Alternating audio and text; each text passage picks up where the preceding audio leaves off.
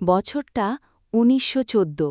Europe যেন এক বিশাল বারুদের স্তূপ, শুধু একটি স্ফুলিঙ্গের অপেক্ষা।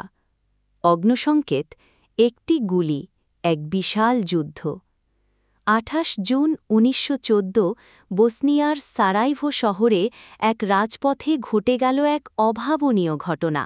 অস্ট্রিয়া হাঙ্গেরির সিংহাসনের উত্তরাধিকারী আর্চডিউক ফ্রান্স ফার্ডিন্যান্ড এবং তার স্ত্রীকে হত্যা করল এক তরুণ সার্ব জাতীয়তাবাদী গ্যাভরিলো প্রিন্সেপ।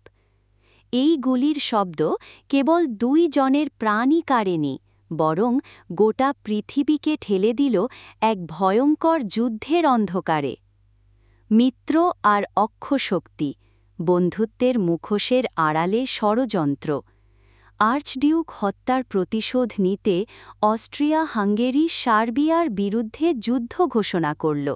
সঙ্গে সঙ্গে দাঁড়িয়ে গেল তার শক্তিশালী মিত্র জার্মানি, আর অপরদিকে সার্বিয়ার পাশে দাঁড়াল রাশিয়া। তারপর ফ্রান্স, ব্রিটেন এবং একে একে পুরো ইউরোপ টেনে পড়ল যুদ্ধের মহাজালে। এই ছিল মিত্রশক্তি বনাম অক্ষশক্তি, যেন দাবার বোর্ডে সিংহভাগ বিশ্ব।